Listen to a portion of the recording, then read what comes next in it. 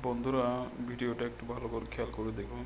একজন ভিক্ষুক রাস্তায় বসে আছে সাহায্যের জন্য। হঠাৎ করে এই লোকটা আসার সময় ইচ্ছে করে লাথি মেরে বোতলটা ফেলে দেয়। দূর থেকে মা মেয়ে দাঁড়িয়ে আছে, মেয়ে খেয়াল করলো লোকটার পানি পড়ে গেছে। তার মেয়েটা আসলো, পানিটা হাতে দিল, লোকটা অনেক খুশি হয়ে গেল।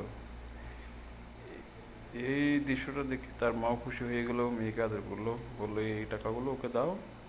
ও নিতে চায়নি। তারপর অনেকবার বলার পর লোকটি বললো ঠিক আছে আমি নেব না, এতেই এনাফ। তারপর বললো নিয়ে নিন।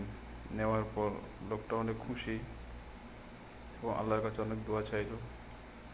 আসলে প্রত্যেকটা মানুষের এমনই করা উচিত।